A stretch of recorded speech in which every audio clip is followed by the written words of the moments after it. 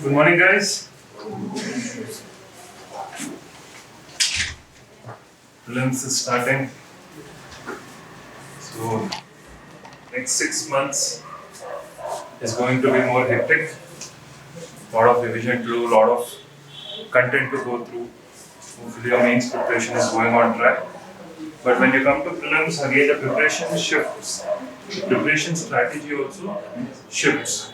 See, now when you come to prelims, basically the mindset should shift a lot. Most of you guys will start, accumulating a lot of content without understanding whether the content is relevant or not. See, you should be very practical in this exam. For 100 questions, you won't be able to answer 100 questions. You won't be able to answer 100 questions. You can take a risk. But I'm telling you with confidence, you won't be able to answer. You should be practical. See, the cutoff scores are coming around 80 to 90. Let us take maximum 100. So some 50 questions you need to get right. But getting 50 accurately right is difficult. So in this scenario, what should you do? What is best that can be done? In the next 6 months, my advice would be stick to UPSC and UPSC themes, and especially NCRTs. See, most often I find that most of the students, they keep listening, read NCRTs, everyone keeps giving the same advice, and the toppers keep giving the same advice, read NCRTs, read previous year questions, but most of them don't know how to read NCRTs and how to observe the previous year questions. That is why they often fail to understand the demand of the preliminary examinations. Right? To understand the preliminary examination demand, you have to keep analyzing the previous year questions.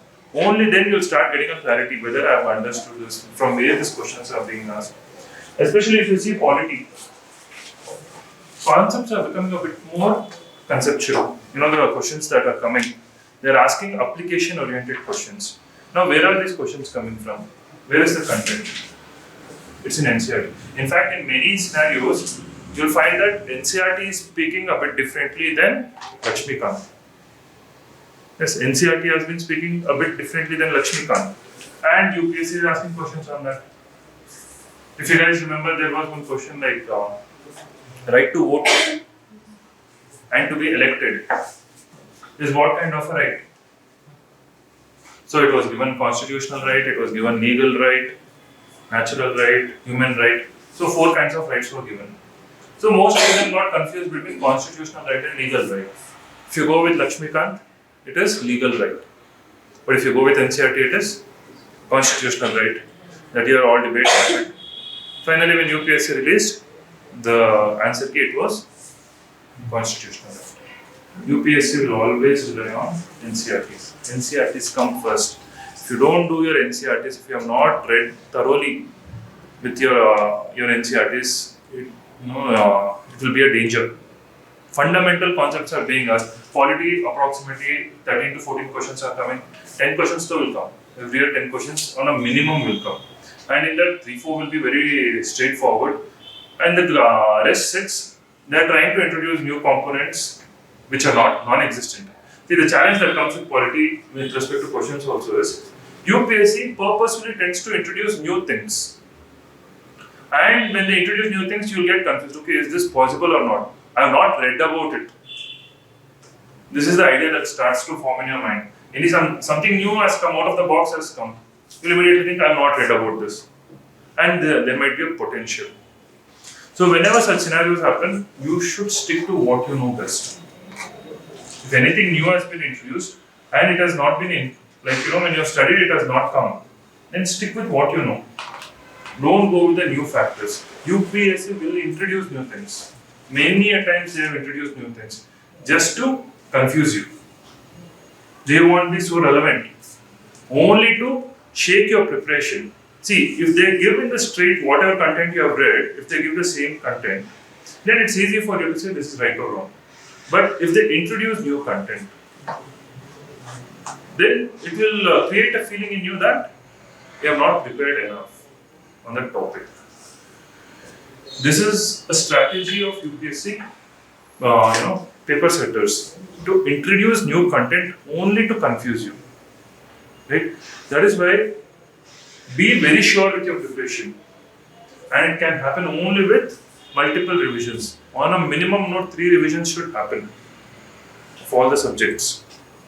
You have 6 months, I think that should be more than sufficient from now. But 3 revisions should happen. You should be very sure. Don't get into solving too many papers. This I again reiterate. Because when you start solving too many papers, what happens is, see, even when you solve a paper, generally 100 questions, you'll be able to answer some 60 or 70 questions. Right? In general, or let's say 50 questions. The remaining 30-40 questions, they might be tough, they might be difficult, they might be very, focused on minute aspects, which UPSC won't be focusing. And you will start putting your energies into searching content for that.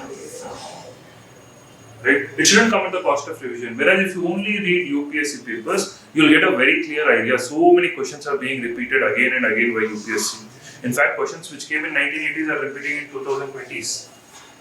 Same themes. They have not changed for the last 30-40 years. Many of their ideas have not changed. Themes are same. Only application oriented. They have made it. Your NCRTs is there. Many of you guys wouldn't have done political theory. See, when you come into polity, you read Lakshmikant alone.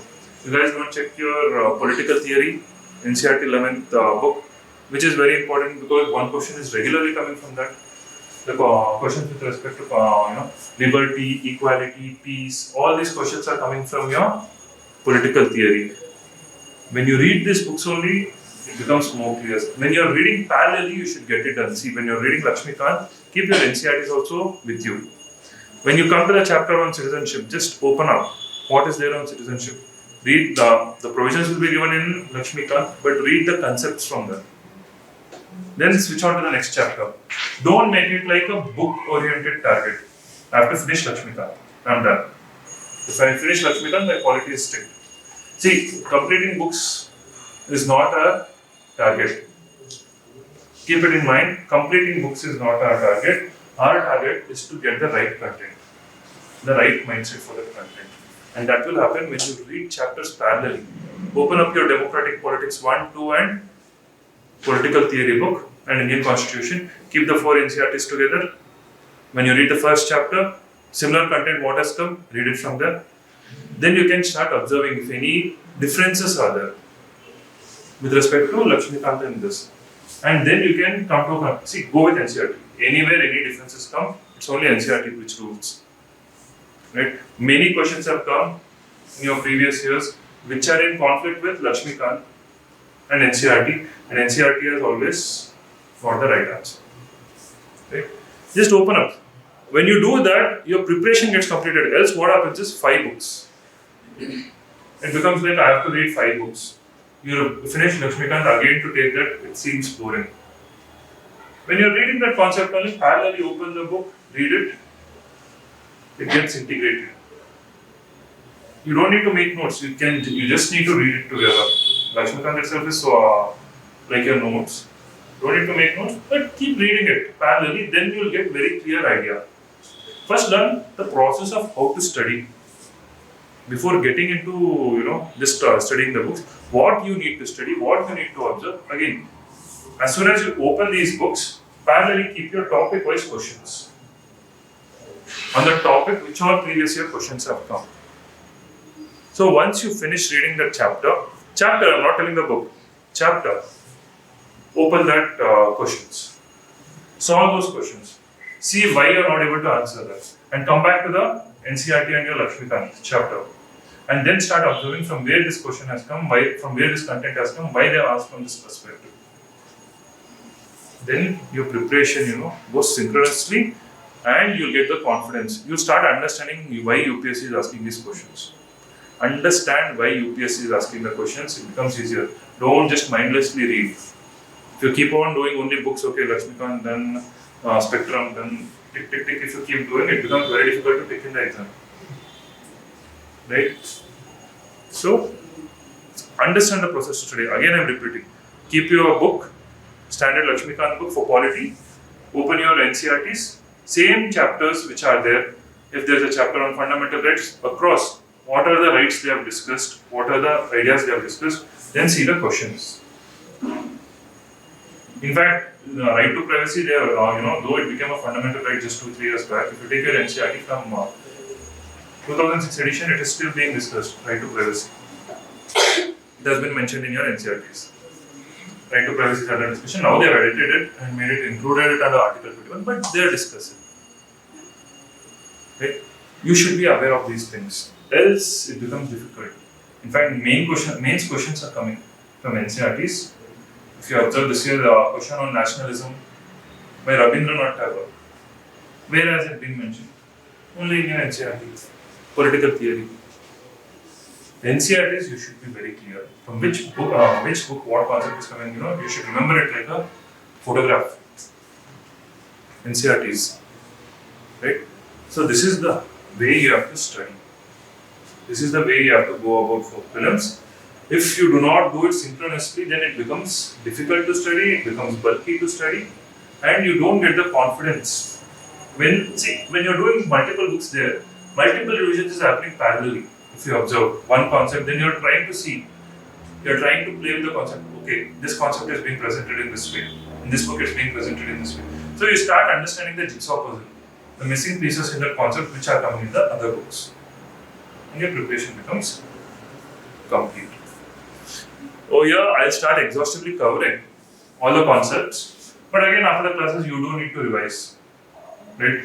This will be more of I'm trying to bring in the previous year questions, as well as the concepts which have been discussed in your NCRTs and your standard books, and from UPSC's perspective. Post this, you still need to revise. Revision should go in this manner, right? So let us begin with polity. Now, it generally starts with your making of the constitution, right? The polity initial part starts with the making of your constitution.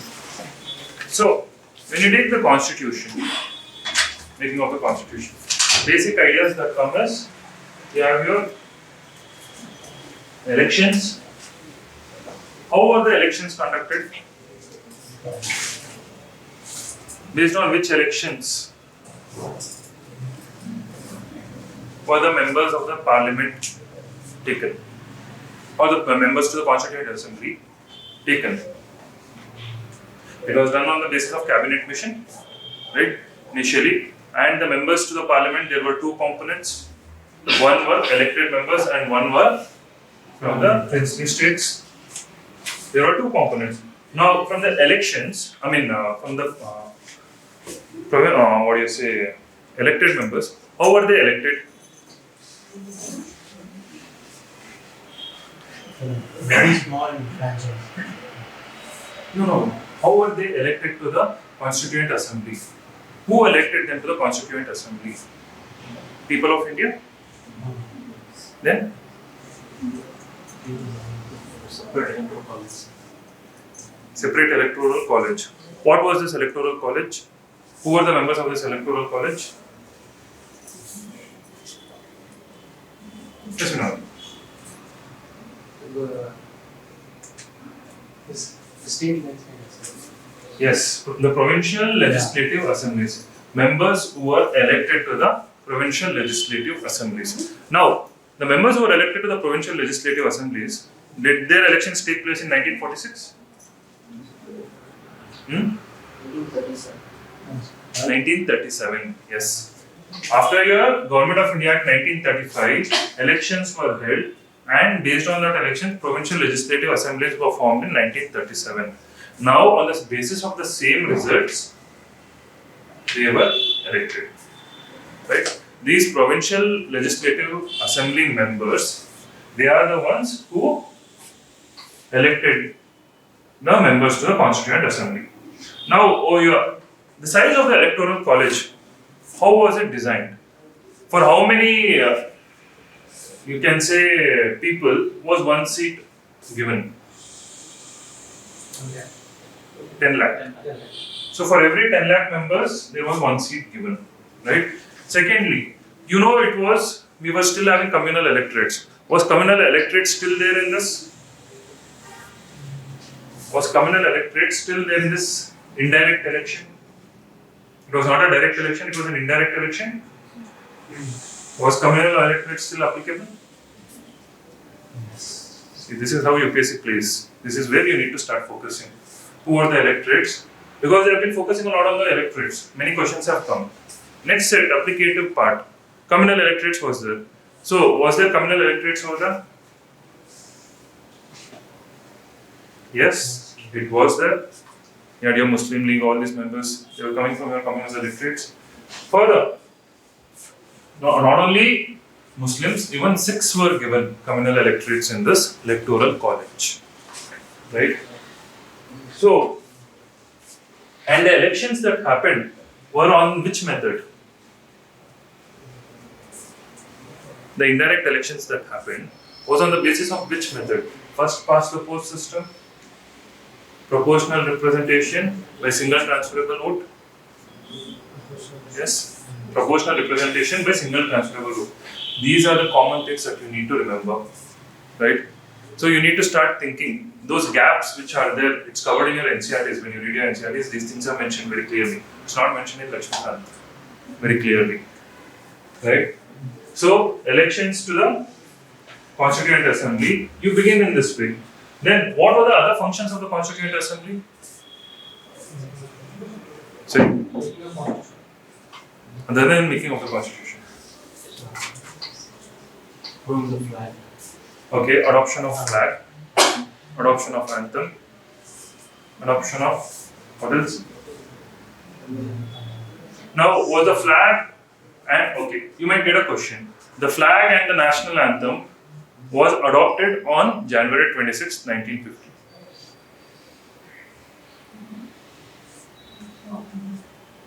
No? Yes? No? See, confusion starts. So they were adopted at different times. Even before Constitution came, they were adopted.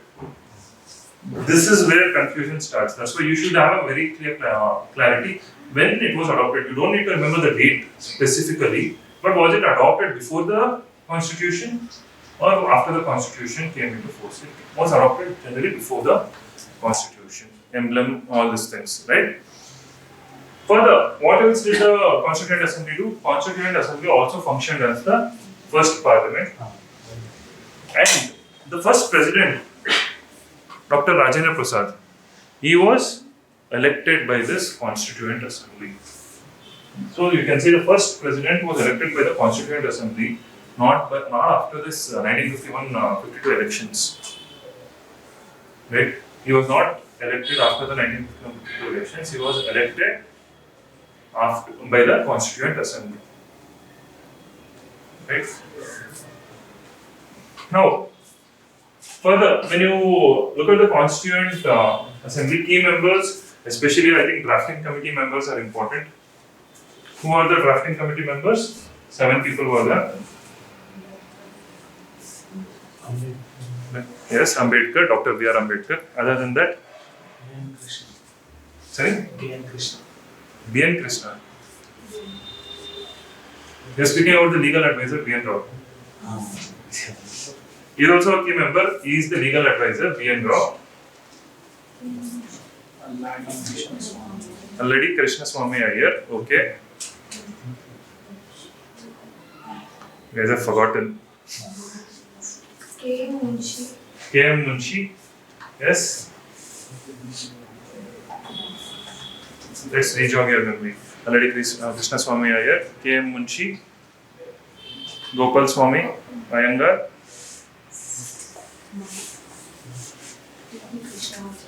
sorry? T.T. Krishnamachari.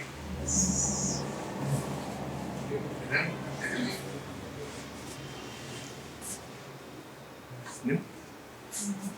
5 members are done, 2 members are missing. Who are the 2 members?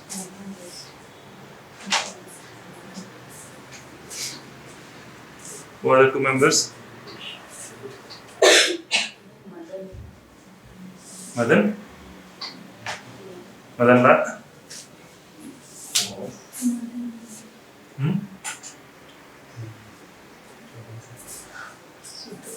So 2 members actually changed over a period of time. You should know who are those 2 members. So the drafting committee, with respect to drafting committee, they won't be asking exclusively on the members. What they might ask is, the committees that were formed, did the members keep changing? Was there inclusions and exclusions from the committees? Yes. many a times you find that in the committee members kept changing, right? Particular people's deaths happened, certain replacement of members took place. So in drafting committee there were mainly two changes. This is very important because it has been asked. The question that has come with respect to drafting committee is this: whether there have been any changes to the drafting committee of the constitution. Question, it came as a statement, drafting committee members were changed for three times, something it had come in the statement line. So it is 2 times, basically. Other than the drafting committee, other important members, who was the first speaker or the president who conducted, or let's say, who started the Constituent Assembly, initially, who was responsible to sit over there as the president or the speaker of the Constituent Assembly? Initially to conduct the elections of the president of the Constituent Assembly. Sachidananda Sinha. So, he was elected on the basis of seniority. Yeah. He was the senior most member in the parliament. Now, when this constitution came into picture, were all the laws repealed which were in existence? Were all the previous British laws repealed which were in existence? No? Clear on that? Everyone is clear on that? Many of the laws are still in existence. So question might come on these lines. With the adoption of the constitution, all the laws associated with British India were repealed. No. Right? Further, the constitution was adopted in English and Hindi. Constitution was adopted in English and Hindi. No, sir. Only in English, Yeah. not in Hindi. So, when did we adopt it in Hindi? 60 or 70, 50 or 68, like constitution. 58. Yeah. So, 1987 we adopted the constitution in Hindi also. Until 1987, it was in English. The complete constitution was written in English. Only in the 1987 58th Amendment was the call for the constitution to be adopted in Hindi too. Right? So these kind of questions might, it might be tricky. UPSC might ask that. It has come in CAPF actually. That is why I am mentioning this. In CAPF they had told, the statement had come, the constitution was adopted in English and Hindi. Most of them, again, there is a tendency to get confused. Yes, right? These are the areas where UPSC tends to catch. For the legal advisor, we discussed B.N. Rao, and who was the secretary to the Constituent Assembly?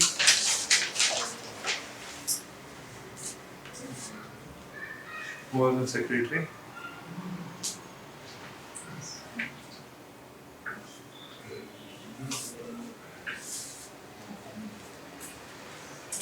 Secretary. This has come in CAPF. I am just including that content which is there in CAPF also, HBR Mukherjee. So you should have this content, right? Which has UPSC has been looking at. Secretary to the Constituent Assembly.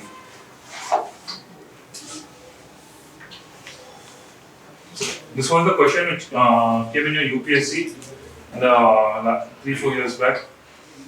With reference to the Indian history, the members of the Constituent Assembly from the provinces were elected by the provincial legislative assemblies. Right? So,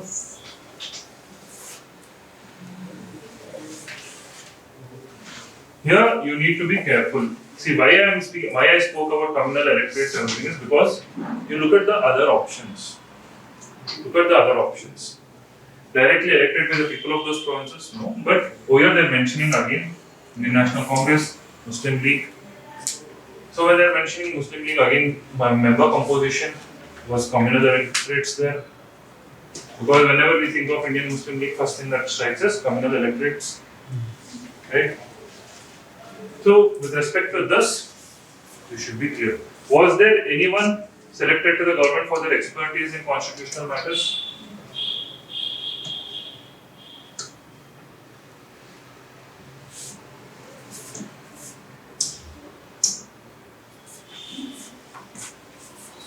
Was there anyone selected by the government for their expertise in constitutional matters?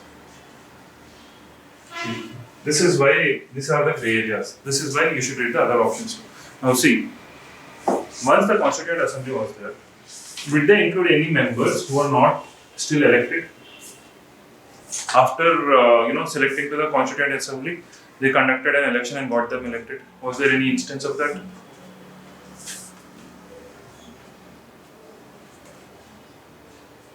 Are there any members taken into the Constituent Assembly and their elections conducted post that?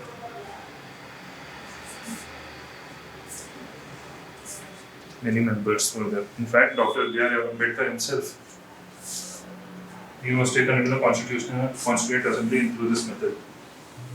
He was first taken and then they got his elections conducted. And they brought him to the Constituent Assembly. This is why they brought him mainly for their expertise. So, read the options, don't neglect the other options. We generally, this is done, okay, next question we skip. Read the other three options and tend to see if there is anything related to this. Is there anyone who has been selected by the government for their expertise? You should tend to see these matters, right? Clear? This is how you should see your previous year questions, not just solving and moving ahead. Now, moving on. This is very simple. This came because that 2 years back it came, because the government again released the same document that year. So, on the, what was the exact constitutional status of India on 26 January 1950? Sovereign, democratic, republic. This is very easy. Now, moving on, the concepts that are being discussed from last 20 years, you can say. Again, many concepts have been discussed even in your political theory, NCERT class 11. That's why I'm mentioning them over here. What do you understand by this word constitutional government? See, they have discussed many types of government. One is constitutional, one is democratic, one they call it as parliamentary, one they call it as cabinet form of government. Right? Many types of governments has been discussed. So when you start initially, what do you mean by constitutional government? A government which has been created by the constitution? Limited government. Limited government. What do you mean by limited government? Constitution is the sovereign body and the government is instituted by its laws. Yes, precisely. So, see, this constitutional government comes on the lines of a concept called as constitutionalism. Right? It comes on a concept called as constitutionalism. Basically, constitutionalism is all about trying to limit the powers of the executive, this is your government. Right?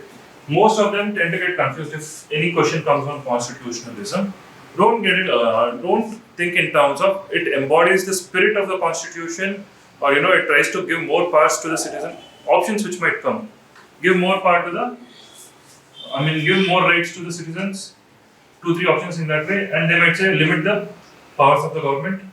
It is always limiting the powers of the government. That is the first priority for constitutionalism. Limit the powers of the government.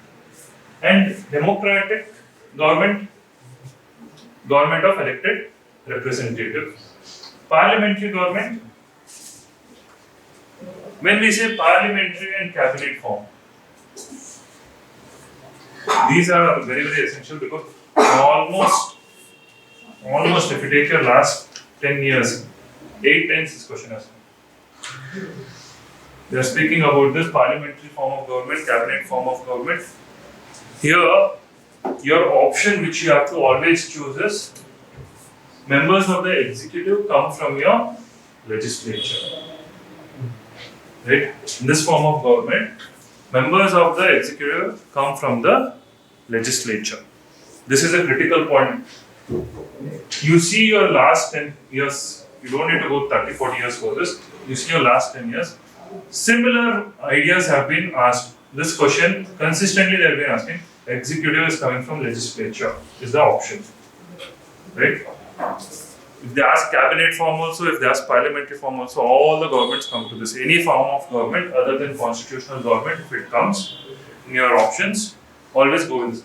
Be careful with democratic form. Democratic form is only elected representatives are in the government.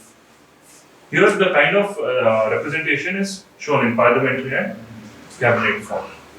Right? Now, further moving on from constitutional government, state. Now, in your constitution, your Article 12 defines what is a state. Right? But UPSC was not interested in that. UPSC, what did they do? They asked a question, what constitutes a state? Do you guys remember? There was a question.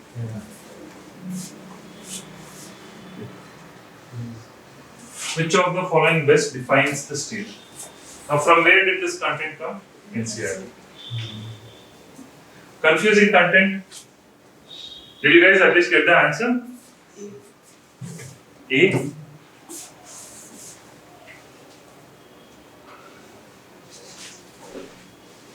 So, see, you should understand one thing. When you say a state, what is a state? So, Is it a political entity? A state is a political entity, right? So, in this, you can see political word has been mentioned everywhere, right? Now, what are the components of a state? Try understanding from that perspective. What are the components of a state?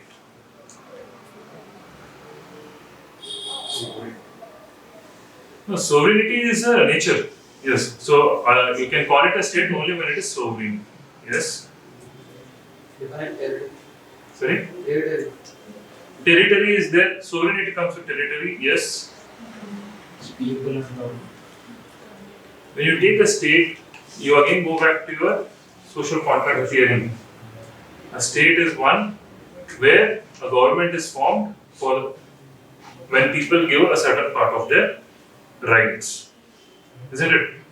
So a society gives certain part of their rights to the state, and the state is formed which will operationalize based on certain rules and procedures.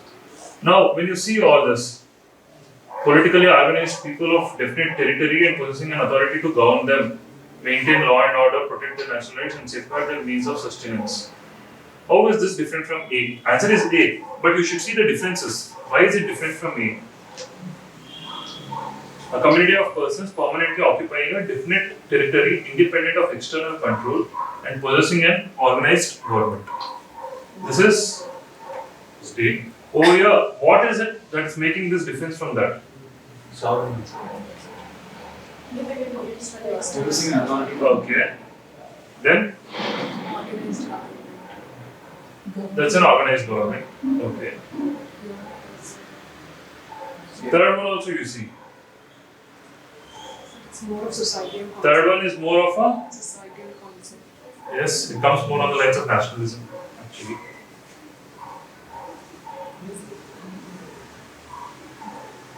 Fourth one, Indian state. That's to confuse you. But what is the difference between A and B? See, here you need to understand, they have only spoken of organized government. Here they are telling safeguard their means of sustenance. Right? So, the state, the idea of a state changes over here. When you start speaking of safeguarding their means of sustenance, you are entering into a socialist state. You are entering into a welfare state, socialist state. But all the states need not be socialist. All the governments need not have to safeguard the means of sustenance. When you go to a capitalist state, they are not going to safeguard the means of sustenance, isn't it? That is where you have to be very careful. You should understand the fundamental concepts, the fundamental concept of a state. You should not add extra additions. That's when it starts getting confusing. right? Over here, the main thing is it is not a see. They have only spoken about having an organized government, independent, sovereignty, and occupying the territory, right? Keeping it neutral is important when it comes to a state.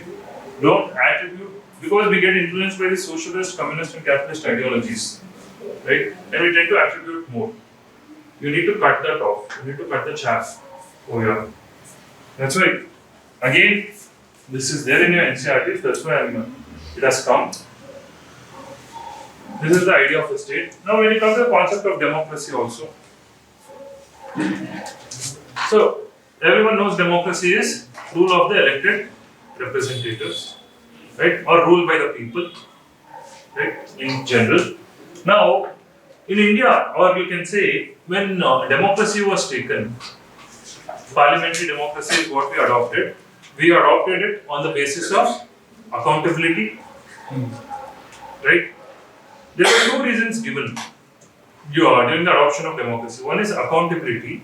Second is better decisions can be made.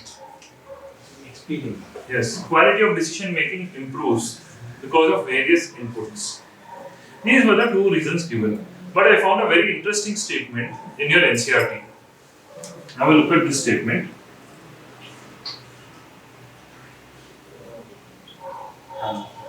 Why?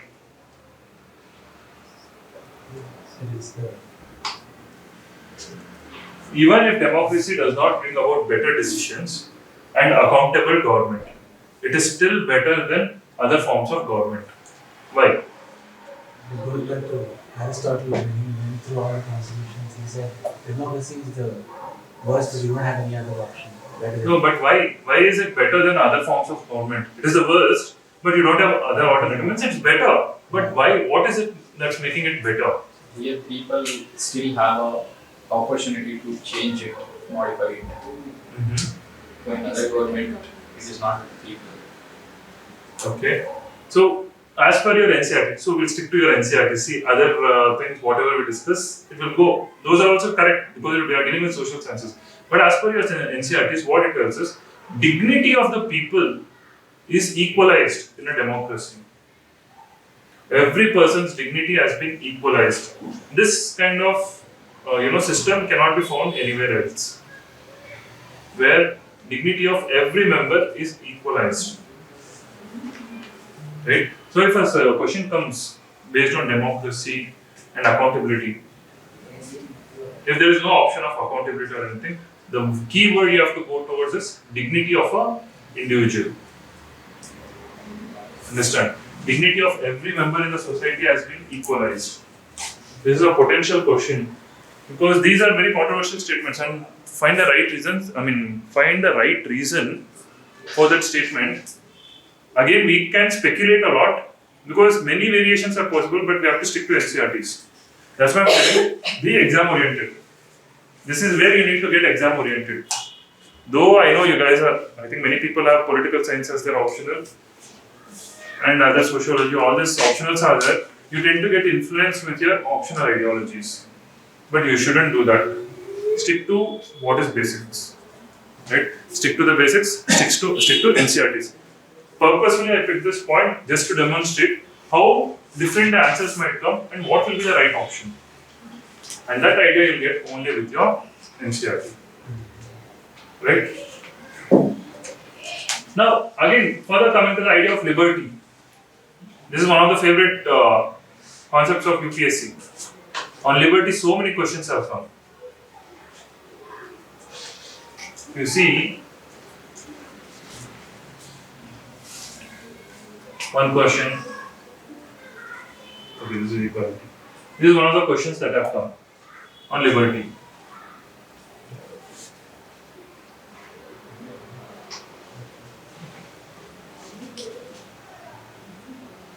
But first of all, what is liberty? You can read the question. What is liberty? Freedom. Freedom of expression. So, when there is freedom of expression, see, again this concept varies a lot. Now, another thing that you have to develop during your prelims is aligning yourself with the UPSC idea, or you can say Indian idea. when the concepts are coming, try to align yourself a bit with the Indian idea.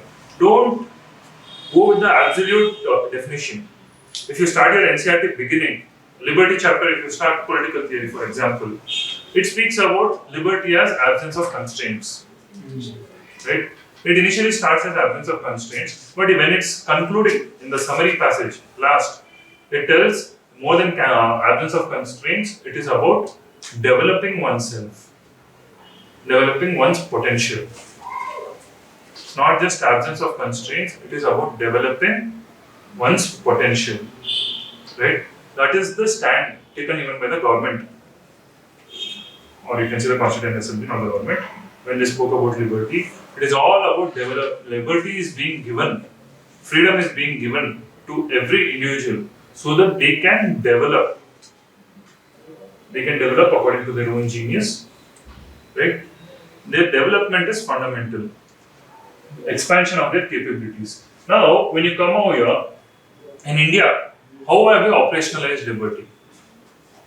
We have tried to give maximum freedom with reasonable restrictions, isn't it? Go with that idea. Go with that idea and try to choose the right option. You guys remember the answer? No one remembers the answer? B, sir. Okay. B is the answer. If there are no laws, there is no liberty. This is the Indian idea. In general, if you say if there is no laws, yes, then there is liberty.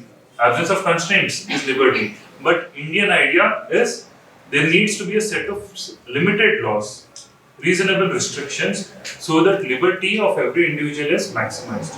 This development is maximized. Right? This is why you need to, go through your previous year. Concepts will start becoming clear. Application also you'll start understanding whether what you have understood is right. Okay. So liberty is very, very important. 4 questions have come on liberty. If you see conceptual questions. Conceptual questions. Another question that has come is on the same lines. Liberty, when you take it, when you consider liberty, what resembles most? In that 4 options have come. First option was absence of restraints. Second, 2, 3, something else was there. Fourth one was development of one's full capabilities. So again, you'll get confused between absence of restraints and development of capabilities. Go with development of capabilities. Right? That is the stand of the Indian government. Development of capabilities. There needs to be laws for liberty to exist in India. This is second idea that is coming from here. Right? If there is liberty, laws have to be made by the people? No. Laws are changed too often, liberty is in danger. This is often there, but the best aspect is this. Aligning. See, all 4 are possible. All 4 can happen. The nicest appropriate relationship between law and liberty, the best relationship is considering India as the standard. In India, how we have looked at liberty. Right? Clear? Further, now moving on to the next one. Equality. So when you speak about equality, what do you mean by equality? Absence of restraints. What do you mean by political equality? Constitutional offices. Constitutional office is open to everyone. Okay. See, generally, Universal adult franchise. universal adult franchise. Now again you are speaking about the idea of, see, whenever you speak about political equality, the immediate concept that you should associate it as citizenship. You should immediately associate it with citizenship. From citizenship stems all these things. Right to vote, right to access constitutional office, everything stems from citizenship. The idea of political equality. I'm repeating, the idea of political equality. Why I'm telling this is, again, UPSC next questions, they have been including it's available for foreigners, it's not available for foreigners, all these questions are coming. So when you come to this equality, especially political part, it should be very clear. It only cascades with the idea of citizenship. From citizenship, everything else emerges. Your right to vote, right to get elected, all those things comes, right, from this. Major concept that you have to take away from equality is citizenship, that you need to know. When you come to peace, what do you mean by peace? I'm explaining all the concepts so that if any conceptual question comes, it becomes easier. Because once we start with the provisions of constitution, we'll get into that. It becomes more technical. Initially, only we have to speak about these concepts. What do you understand by the word peace? If a question comes, does peace means absence of violence? So when you take your definition of peace, in India it is more, let us say, more nuanced. Here we define peace as something absence of systematic discrimination. See, it's not just absence of violence, absence of war, violence is not just peace. Absence of systematic discrimination is peace, right? There should not be any discrimination through structuring of the society. It might be in terms of caste, it might be in terms of religion. All this absence of discrimination that occurs is peace, right? So be very careful. The question might come: absence of violence, absence of discrimination, in the options is absence of discrimination. The question is framed, right? There's always absence of discrimination when we speak of peace. Because I know most of them will prefer absence of violence. The question has been asked. It seems, more realistic. Absence of discrimination, okay, you will tell, okay, this does not associate itself with peace. But your NCRT, government, Constituent Assembly, everyone has taken this stand. Peace means absence of discrimination. Okay. That is why that's why you should read your NCRT. I know it is a bit boring. Reading those books, especially democratic politics, all those, they are a bit boring. But you need to read that. Because in the exam, these finer concepts are what's being asked. Simple ideology, simple concepts, simple ideas, the way they have been presented is being asked. This is not present even in your Lakshmikant, these ideas. Lakshmikant gets directly into the constitution. But here they are speaking about particular philosophies. Right? Social justice. Social justice.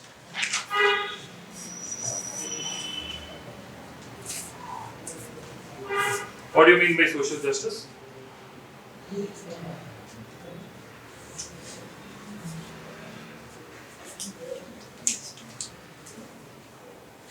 Again, why you should read is the particular words are being used. Justice should be proportionate. This word, when they speak about social justice, from that stems your positive affirmation. Right? Reservation system is called as positive affirmation. Right? They won't be many times they won't use the word reservation. They'll say positive affirmation. You should be careful. Positive affirmation is reservation. So social justice stems from the idea that justice is available for all. Right? Justice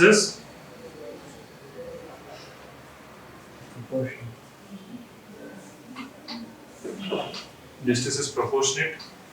Justice is having dignity in general nature. Every member's dignity is equal. Even dignity as a concept gets associated with this. Every member's dignity is equal in social justice, and ensuring that they are given a platform wherever people's dignity has not been equalized. You provide a platform so that they can get equalized. That comes in the form of affirmation. That is where proportionate justice and positive affirmation come into picture. Proportionate justice is for these people, certain certain extra steps needs to be taken for their integration with the society. Clear? Ideas are clear? No doubts? Okay, now moving on to the last one. When you take rights, you have natural rights, then you have human rights, then you have constitutional rights.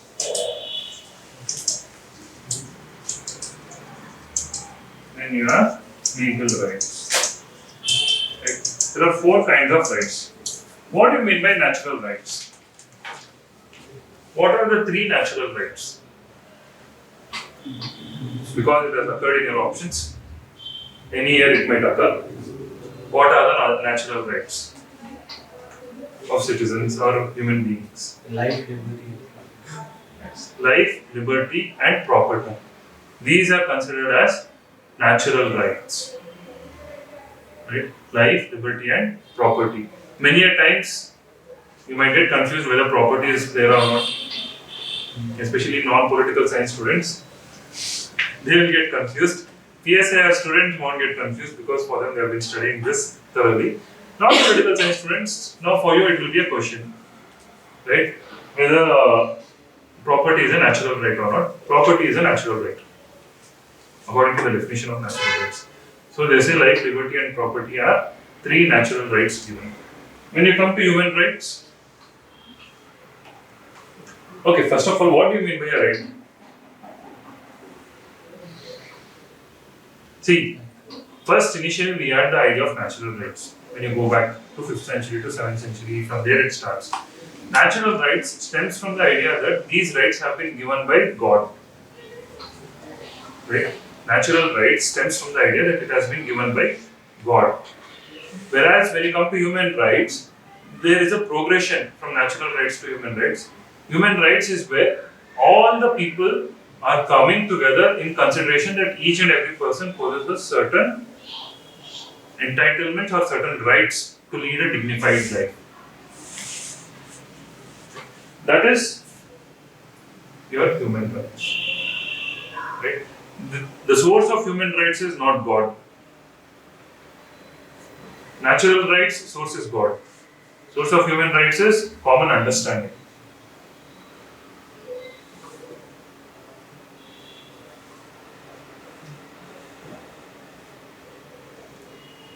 Right? Constitutional rights, which has been mentioned in your constitution. Legal rights, which have been, which come from your statutes, acts. Yeah? So in these ways, you should remember. Now, let us have a look at the questions that have come. 1 we solved, 2 we solved. Okay. One of the implications of equality in the society is absence of easy it is absence of privileges. In general, it is absence of privileges. This was the question I was speaking about. Most appropriate definition of liberty. So, most of them would get confused over here and over here. This also might confuse some people. Right? Answer is this. Right? That is why doing your NCRTs, looking at it in the right way is important, looking at the concepts is important. I've condensed the NCRT and given it to you in simple words, what each and every term means, and what are the potential questions that might come from that. Right? I've given you the basic structure. Political theory, if you want, you can read. It will be again just expansion of what I've given with examples. But this is a crux. My calculation is question on peace might come this year or next year. Looking at how it is going. Question on peace and social justice, these two are pending. They might come. So be very clear with respect to these two concepts. Liberty they have exhausted. Equality also they have asked. And rule of law. This is another idea.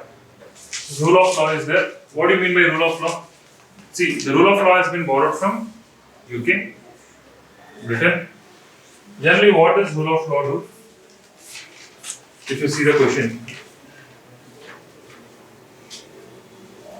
what will be the answer? Does rule of law bring limitation of powers? How?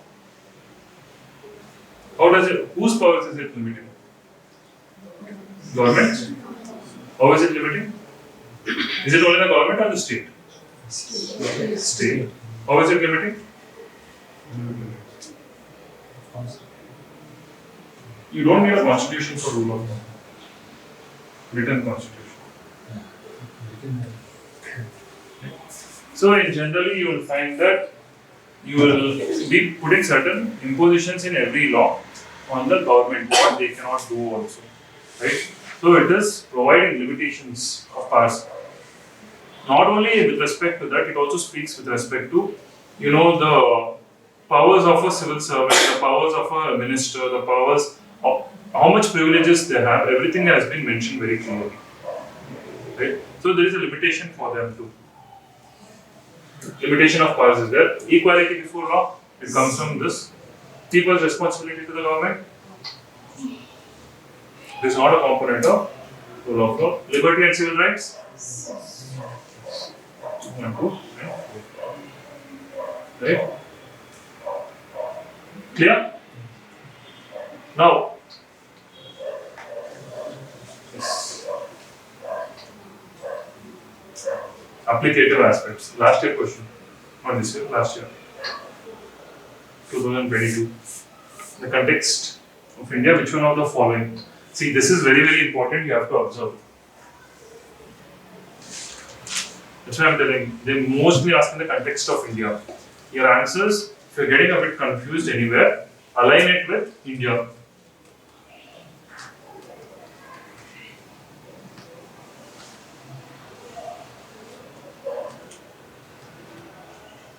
The thing is, they have not mentioned what kind of rights, natural rights, human rights. No rights have been mentioned. So, which rights? Rights are correlative in duties, personal and hence independent of society and duties. Rights, not duties, are important for the advancement of the personality of the citizen. Yeah, Sorry? D. A or D. See, again, go with this. That's why I'm telling you. Align. So, in the context of India, when you speak about rights, you're speaking about fundamental rights. In India, when you speak about rights, basically you're speaking about fundamental rights. And what have we told when we enacted duties, fundamental duties? Why did we enact the fundamental duties? When citizens enjoy the rights, we Yeah. have the duties. We need to have the responsibilities, certain responsibilities. So they are correlative with duties. We took this idea from here, USSR. Why we took this? So that there are some duties imposed on the citizens. Having free rights without any responsibilities is dangerous to the society. That is why we included fundamental duties. This is what you have studied also. So go with this. Rights are correlative with duties. Right? Rights without duties is not accepted in the is not a principle of the constitution. Not accepted. No? It's not a principle of the constitution. Though fundamental duties is non-justiciable, then we have included that just to reiterate the commitment that rights should go with duties. Right? So these things you need to be clear. It is simple, but we tend to get confused. The more you start reading, the more complicated it gets. That is why Indian context, Indian ideas should be very clear. And these are simple questions. These are not difficult questions if you have done your basic studies well. It's again mentioned in your NCRTs also. Again, further, moving on. Salient features. You have your parliamentary form of government, federal system. So, another way UPSC asks questions with respect to these concepts, salient features, is they tend to put 3-4 features and then they tend to ask whether this is a federal feature or which of the following are the federal features, which of the following are the parliamentary features. Right? So, when I say parliamentary form of government, immediately again the same thing. Executive comes from your legislature. The question that is coming with respect to parliamentary form of government. See, lengthiest constitution and all, I don't think that is needed for your prelims. They won't be asking this. But with respect to parliamentary form, they have asked a lot of questions. Same question, phrased in different ways. When you come to federal system, they ask on federal features. What are the federal features we have? Division of power. You have division of powers. That is your 7th schedule. Then, other than this, good. Bicameralism. Bicameralism is a federal part of a federal feature. Then independent judiciary.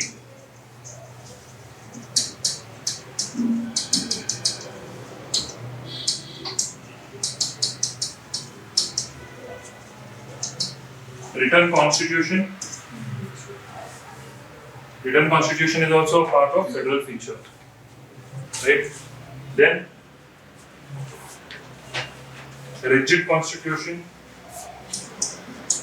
Rigidity.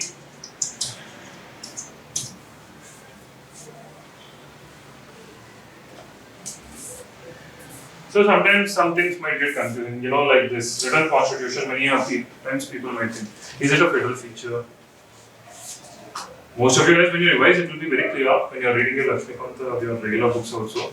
But these are the areas I find students tend to get confused. One is written constitution. Many of them tend to debate at that point of time. If you don't have written constitution, then can't you be federal? This is obvious because when you enter UPSC Prelims, your mind goes into hyperactive state, right? All the possibilities, all the permutations, combinations you start doing. And when you start doing that, all the questions will open. The questions which should have been addressed when you're studying, it will open up, right? That is why I find students getting confused with respect to this written constitution. It is a federal feature. You should be assured of these ideas, right? So what are the federal features? It's now integrated and independent judiciary. Now again over here, if the option is speaking about independent judiciary, yes, it's a federal feature. If it's speaking about integrated, then it's a unitary feature, right? It's a unitary feature.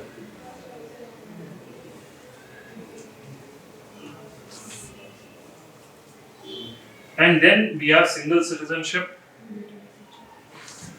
So now the question, see, it's getting conceptual. What do you understand by the term citizen?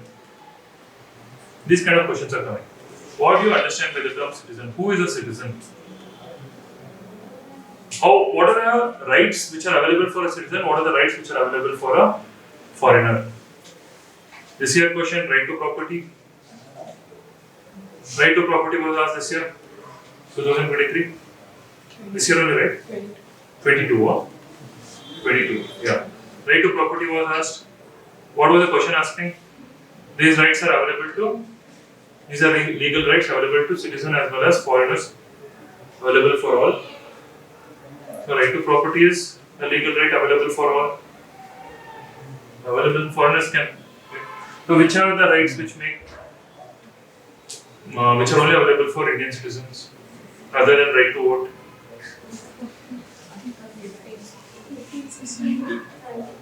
15, 16, 19. 19. It's not available to foreigners. 19. 19. Are you sure? Right to freedom of speech and expression is not available to foreigners? 19. It is available. It is available. Partially available. It is not exclusive. 20. Yeah. Then 21 universally available. You can't do anything. So make that list. And remember, before going to exam, this you won't remember now, after 2 days you'll forget it. Before going to exam, this is a focus area that you have to be very clear. Right? Which are available for Indian citizens, which are not. It's not just fundamental rights, even other constitutional rights which are available for foreigners. Because right to property is a constitutional right, Article 300A. It's a legal right also. Now it's available to the foreigner. Question might come, is constitution only available for Indian citizens? No. The Constitution of India even speaks of what powers a foreign citizen can have. So it's a component of both. You have to view it in that perspective. Now coming to next one, schedules. Very, very important, extremely important. Every year there is a question on schedules. And it's getting technical. When you're coming to schedules, it's getting very, very technical. Schedule 1, you know. Schedule 1 speaks about territories of union, state, and their jurisdictions, right? Schedule 2, Salaries. Salaries of whom?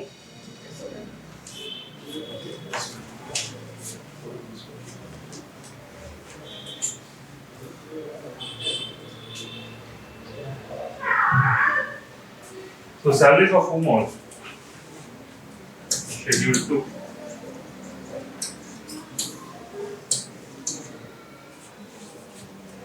Who all is included in this?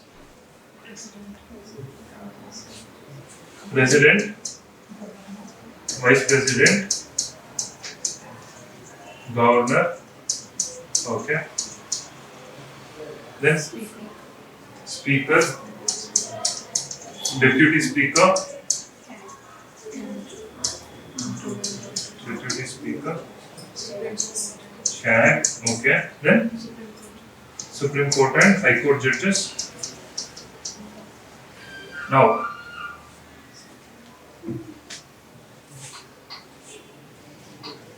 Deputy Chairman of Rajya Sabha, Deputy Chair. He is included? Not included? Okay, I'll ask another question. Speaker of Lok Sabha and Legislative Assembly? No? No? Are you sure? Legislative Assembly Speaker is not included? Legislative Assembly is State Legislative Assembly Speaker. Is he included in this or not? Is included? He is included. He is included. Deputy Speaker of State Legislative Assembly is also included.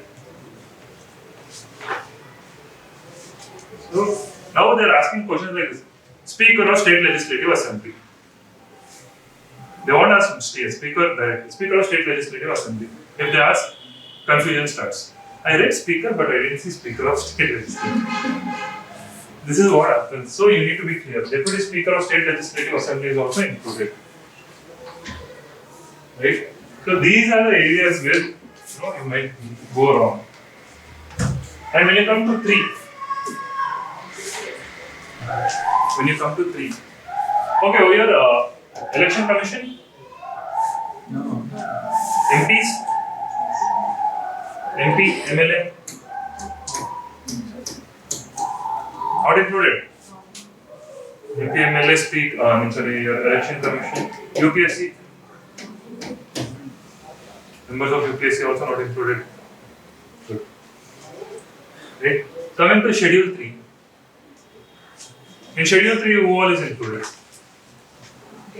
Schedule 3 deals with oaths. Right? Okay. Yeah. Okay, over here is ministers included. Minister, Council of Ministers, Prime Minister. No? Good. Oh yeah? Prime Minister and his Council of Ministers. Chief Minister and his Council of Ministers.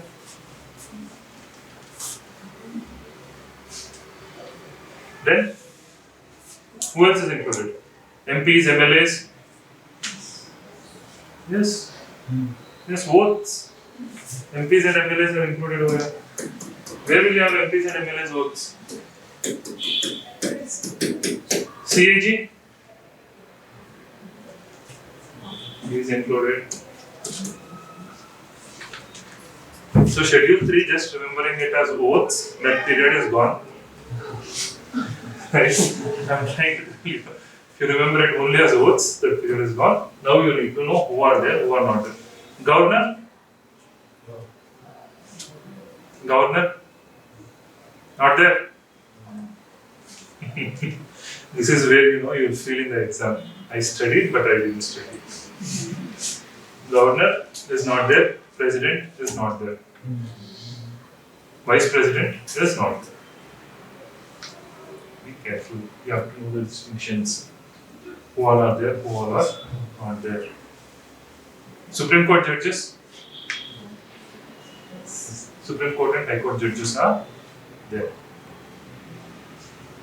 So be very clear what the schedules are trying to do, because schedules they are getting technical. Right? Fourth schedule. So it speaks about the seats allocation to Rajya Sabha and any legislative council. State legislative councils. It doesn't. Good. In second one, state legislative councils is mentioned. You should be very careful.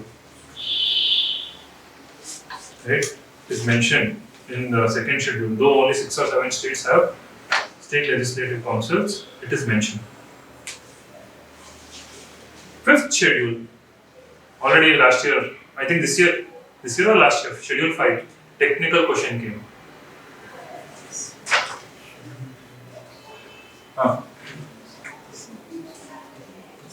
22 or 23, this question has come.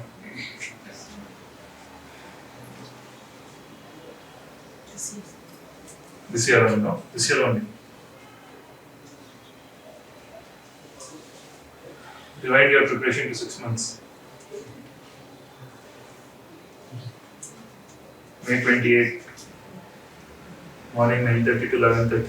This question appeared. So which one of the following reflects? Yes.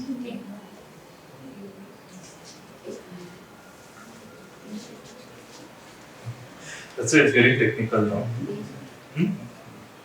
B.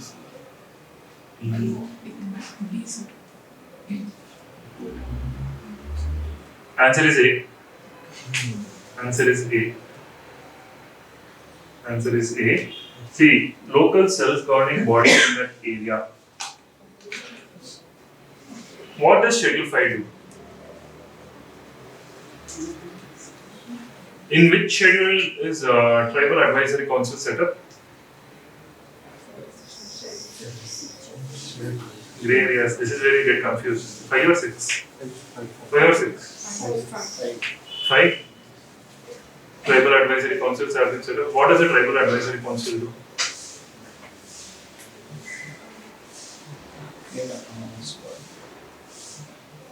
You're getting into 6 now. You have to be very careful. They advise the governor. Tribal Advisory Councils, they basically advise the governor on certain matters. The governor takes a decision. There is no governing body. What do you mean by governing? They should have political functions, they should have administrative functions, they should have judicial functions, they should have financial functions, then it is a governing body. Do you find these self-governing bodies over there?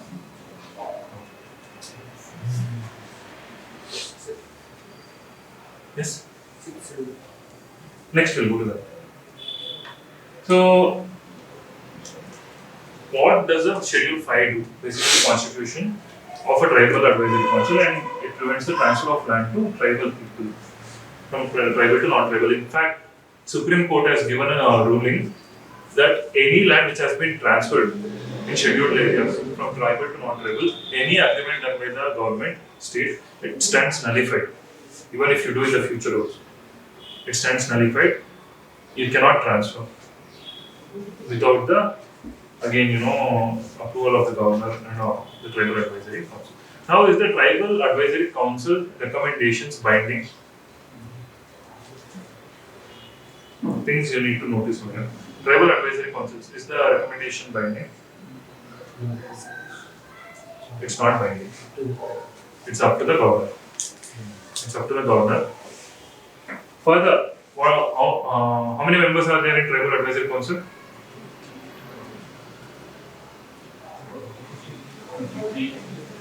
Are they elected? Are they nominated? Partially elected, partially excluded. Partially elected, partially nominated. 20 or 30? And in 6th schedule? 20, no? Tribal Advisory Council. This is why you should be clear now. That is what I am telling. These schedules, every time they are asking a question, you should have that very clear idea what a schedule is comprising of. What are the components of a schedule? What are the powers that are being granted? Schedule 5, it is mainly to prevent the transfer of land. This has been defined by Supreme Court. It is mainly on this purpose. Right? This would convert that area into a union territory. Would be declared a special category state. No. How many states are covered in this? 10 states. 10 main states are there, which have been covered under this. Do you know all the 10 states? So you should know all the 10 states. Mainly Middle India. Andhra Pradesh, Telangana, Chhattisgarh, Rajasthan, Uttar Pradesh, Jharkhand, Maharashtra. Right? It comes in these bulky states. You don't have any small state as such. You need to remember that there are no small states in this. Right? Again, people might get confused when they are thinking, even if you don't remember the 10 states, I'm just giving you an idea, you won't have any small states. There are no small states in Schedule 5. Right?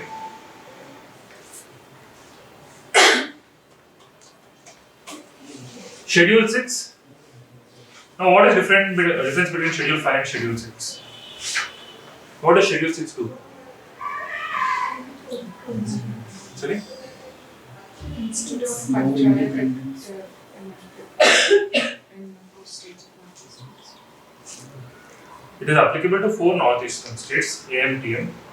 So governing bodies, they have given judicial functions. There is an autonomous district council. So self-governing body comes in 6. Right? There is an autonomous district council. The governor carves it out. Right? It's specific to certain tribes. Now, these autonomous district councils, do they have legislative functions? Yes. They can make laws. Do they have executive functions? Yes. Do they have judicial functions? Yes. Yes. They can pronounce. In fact, still 5 years, they can send a person to jail. Beyond 5 years, it goes to the high courts. Right? Then, financial functions? Yes. They can raise taxes. So, this is a self-governing body. So, Schedule 6 is more, the word itself is autonomous district councils. Autonomy is given. A lot of autonomy has been given. So, and they have 30 members. Generally, 30 members are there. Now, does all the states have the same uniform features, functions? Those 4 states which have been given in Schedule 6. Do all of them enjoy the same functions? There is variations. There is differences. Again, the governor changes it. Right? They have been given autonomy in a variability. Certain states have more powers. In certain states, certain councils have more powers. Certain councils have less powers. Yeah. So the governor has given this, and he decides how much powers is to be given or not. Right? It's in variation. Not all the 4 states enjoy the functions on an equal basis. Right? Be very clear with respect to this. Yeah. Schedule 6 is clear. Schedule 7. So from Schedule 7, what kind of questions have come as concurrent list based? With respect to concurrent list, some famous subjects have been asked. Which of the following lists are in, which of the following subjects are in concurrent lists? Right? They have asked. For example, education. Education is in concurrent list. That is one of the famous subjects. Then marriage in concurrent list. Where you might get confused. Planning.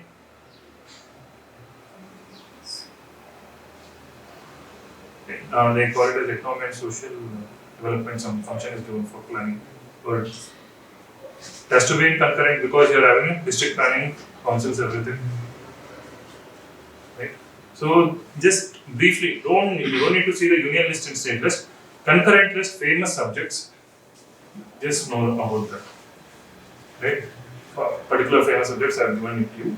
You see your previous year question also, you will get an idea which are the questions. They are basically asking with respect to concurrent list, what famous subjects are there, trying to confuse you. Right? Then your 8th schedule, you have 22 languages. Is English there? English is not there. Right? Further, in Schedule 8, 3 amendments have happened. Right? 3 times languages have been added. And at the last one, 4 languages were added, previously 3, and before that 1. Before, at the time of adoption of the constitution, we had 14. Today we have 22. Right? 3 amendments. Now, why is Schedule 8 there? Technical aspect. Why is Schedule 8 there? What is the purpose of the existence of Schedule 8? Already You answered. asked it, yeah. What is the purpose of the existence of Schedule 8? What does it do? What does Schedule 8 do? In that language, only to speak in the language. You can speak in any language. So only 22 languages, there is no confinement. In our parliament, you have absolute freedom of speech and expression, privilege.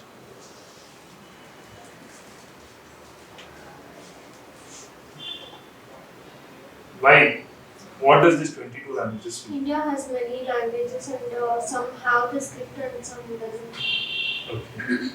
So what all has the script has been included? This is the difference that happens. Schedule 8, everyone knows it's there, but what does it do? Conduct of business of states and help of rulings, documentations. Okay, administrative purpose. Okay. Other than that, now in Nagaland and all, English is used, English is not mentioned. English is not at all mentioned, but in many states English is also used.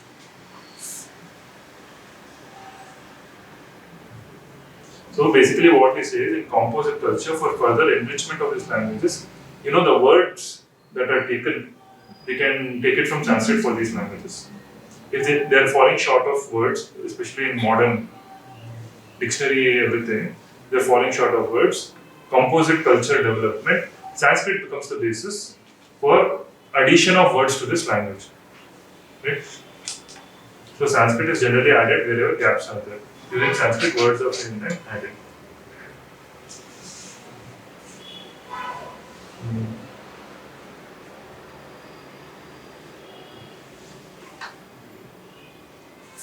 Yeah. Schedule 9. 9th schedule. Judicial review. Yes. 9th schedule speaks about reservation of laws from judicial review. When did the 9th schedule come? First constitutional amendment. And 10th schedule? Sorry? Anti-defection law, when did it come?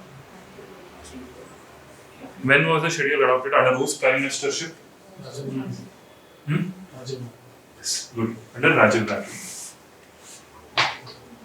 11th and 12th schedule, it comes from your 73rd and 74th. Now be careful.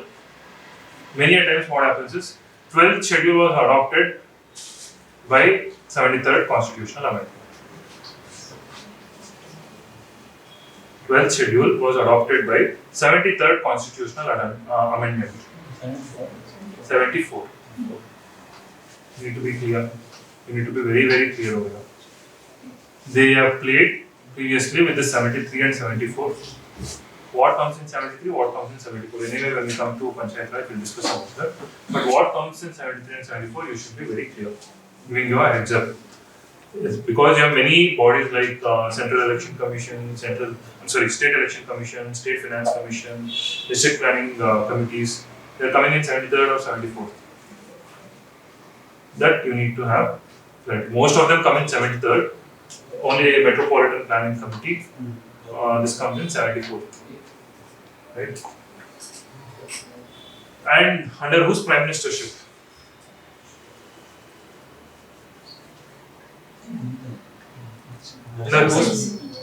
P.V. Narasimha Rao, right? Because they have asked question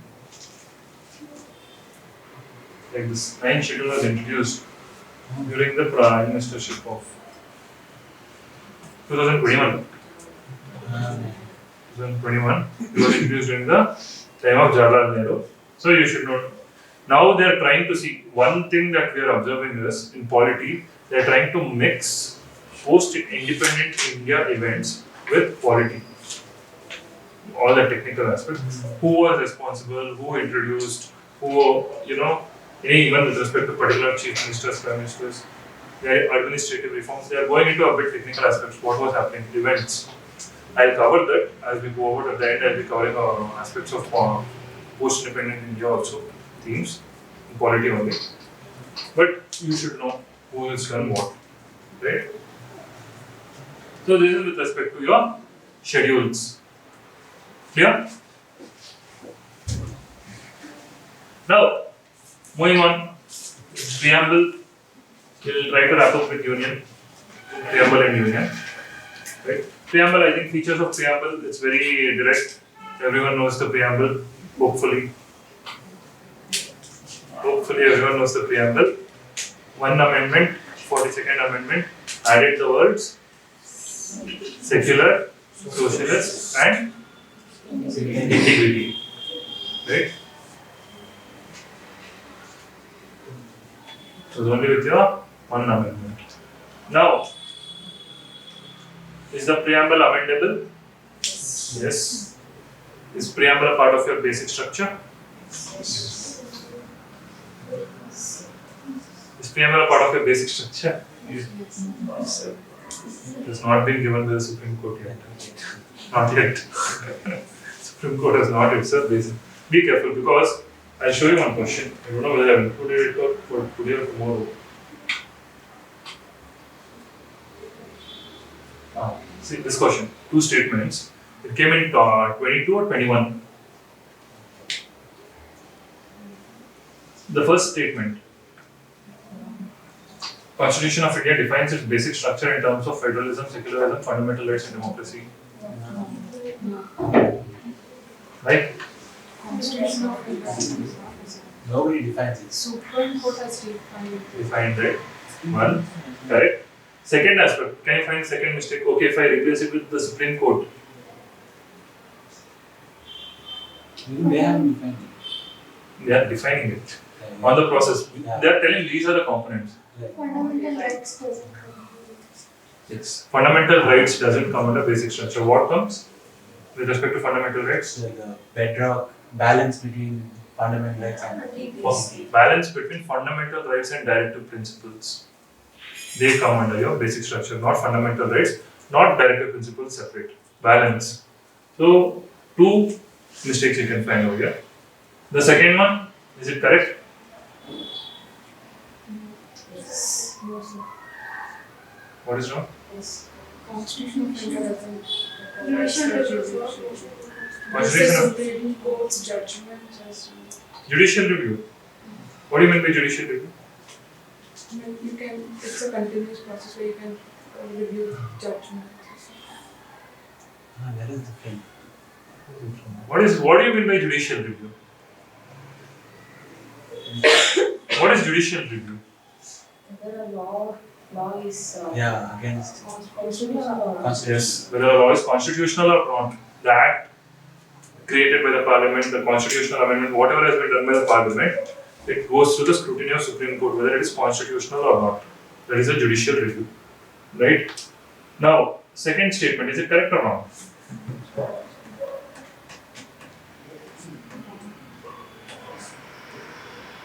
It is not explicitly mentioned as judicial review, sir, but it comes implicitly. Yes. Correct. Second statement is wrong. I want you to find what is wrong. UPSC answer key, it's wrong. One reason what she's given is right. In constitution, judicial review word has not been used. Right? But they are telling provides for. See, all the citizens' liberties with respect to the government is law, it is mentioned. With respect to When liberties comes with reason and restriction. Correct?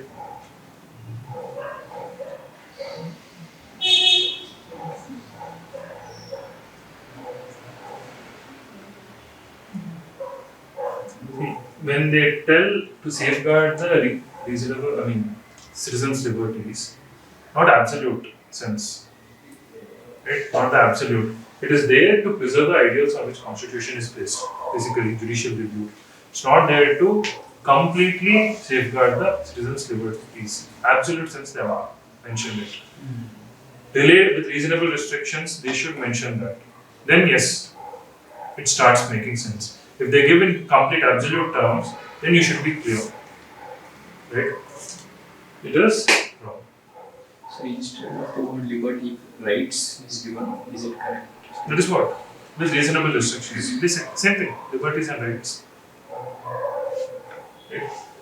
Absolute sense, whenever they give, you have to be very careful. Because now you tend to start thinking, okay, they are wrong. Maybe UPSC missed it. Never think that. Right? Never think UPSC has made a mistake. What is given is concrete. They only have to prepare 100 questions. They will do it perfectly, as perfect as possible. Right? So be very careful with the statements. Moving on, which one? So justiciability, as I was telling, okay. Now, this was another question that was asked last year.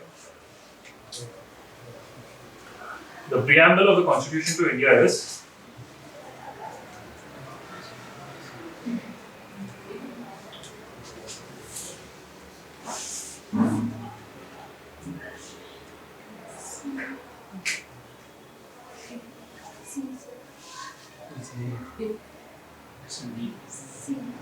ABCD.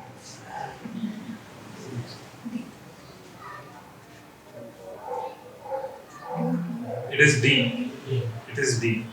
It is a part of the Constitution but has no legal effect independently of other parts. They can draw upon it, other parts can draw upon it, right? They can draw, that's what happened in your Guriguri Union case and all. They drew upon the preamble. That is why the question of whether it is a part of the Constitution or not came up. Because they were drawing upon the preamble. Right? So, most of the students went with A. Right? It is not A, it is D.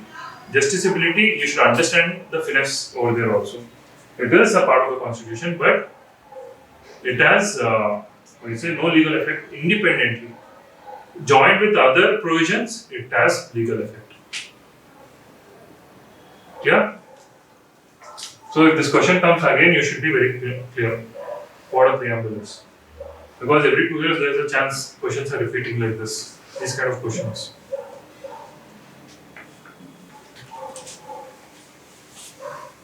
Yeah? Now, moving on to the next one. Union of States. Article 1. Bharat. Right? There is a high possibility this year the question will come in your prelims because Bharat has been mentioned again and again. Article 1 has been discussed again and again. So, it's a union of states. Everyone is clear? It's an indestructible union of destructible states. Right? Further, 2, 3, they speak about the procedure on how you can, what all can you do in 2? What are the powers given to the parliament? What are the powers?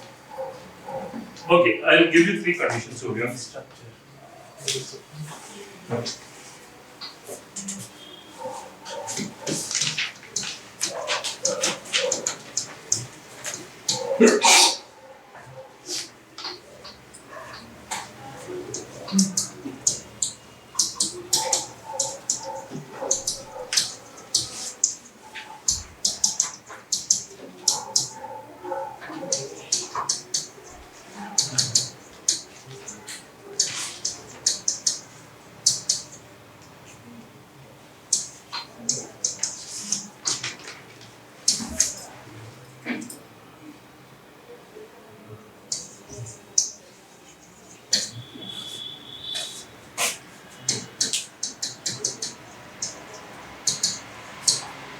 If I am going to add any new area, any new state, let's say I am going to add some new state, Bangladesh, they want to join India. Now, do we require a constitutional amendment or a simple process? You know the process over here, it is 50% majority. Simple majority. Members present and voting. So if I am going to add some new state or new area, do I need a constitutional amendment? Simple process is sufficient? Are you sure? Are you sure? Do you guys know about 35th and 36th constitutional amendment?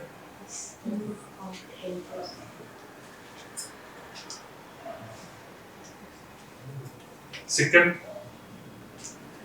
How was Sikkim added? There was a, I think if you read your Lakshmikant also, it speaks about the idea of an associate state. 35th constitutional amendment created an associate state. And then comes your 36th constitutional amendment, whereby Sikkim becomes a full-fledged state. You don't note it down, I'm still not told you the right facts. I'm getting there.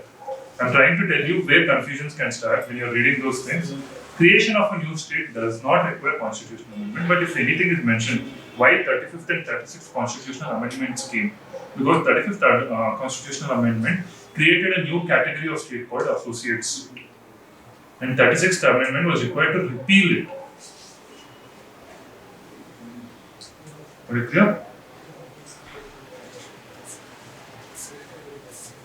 Secession of a state,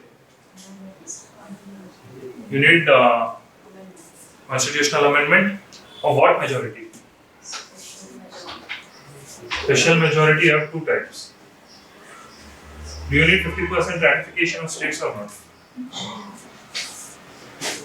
So here, secession of an area, you need a constitutional amendment with a special majority. In that special majority, do you need 50% states ratification or not? Yes, you need 50% states ratification. Federal feature, states and union, it's a federal feature. Without anything that affects federalism, you need a constitutional amendment with 50% ratification of the state. Anything that is going to alter the federal feature. Right? The territory of India, anything that's going to alter, you need a state's ratification. What happened between Bangladesh and We did 50% we did. It was easy to get. Almost all of the similar states, BJP ruled states. It happened without any issues. Name? Simple amendment. Only the parliament has the power to change the name of the state. The state legislature it doesn't have any power. districts? Huh? Districts they can change. Districts they can change. Yes. Be very careful. Districts name they can change.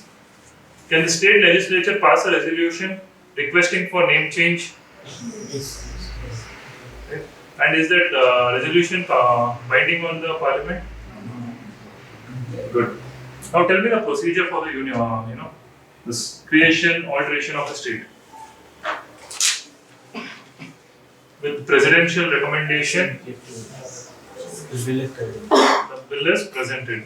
Before that, you have to send it to the state legislative assembly. The state legislative assembly returns the bill. Right? Now, the state legislative assembly, after returning, if it gives any recommendations, the president can consider, can even reject. They are not binding. And they don't even need to reply to it. Further, it is introduced into the parliament. When it's introduced into the parliament, 50% simple majority, it gets passed. So this everyone knows. Now I'll put a googly. What about union territories? Because we are speaking about Jammu and Kashmir. Do we follow the same procedure for union territories? We don't follow the same procedure. Then what procedure do we follow for union territories?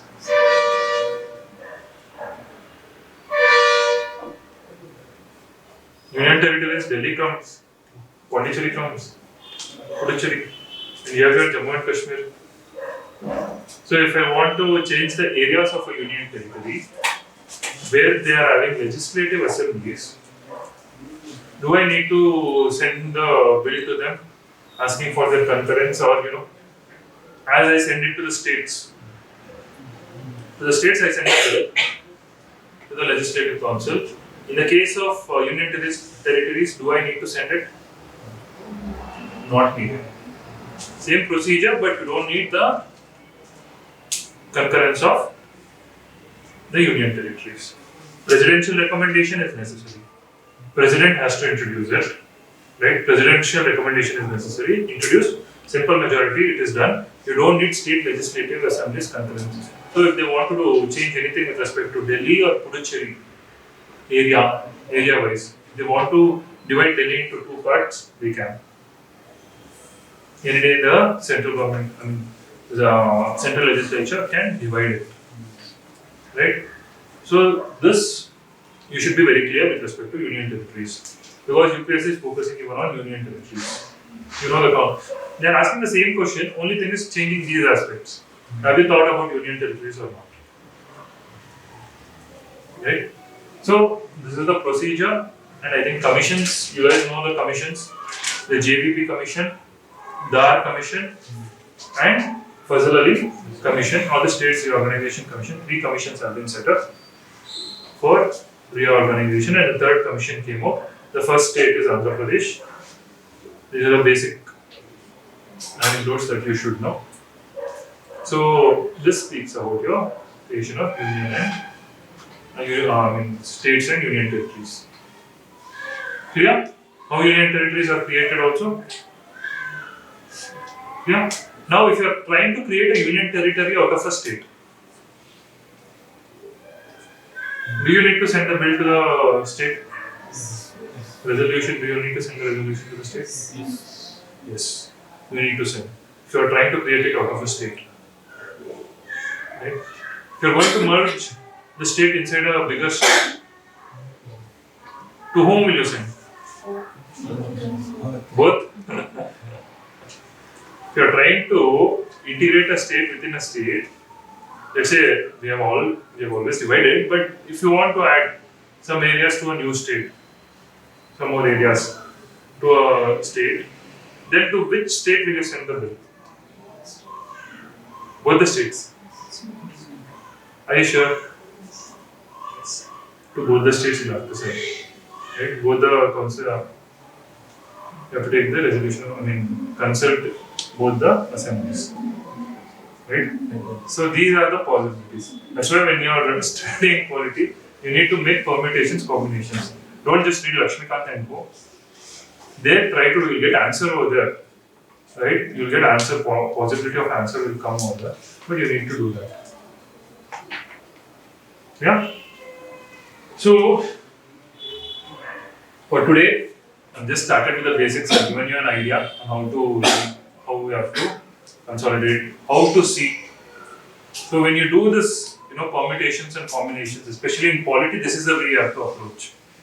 Polity, you have to look at the gaps. You need to consider those factors. You have to start looking at the gaps because UPSC is looking at these gaps. Schedules you know, but schedules you don't know in detail. Again, when you get into these aspects, union territories, states, the diversification you should be very careful. The language that you read, you should be very careful.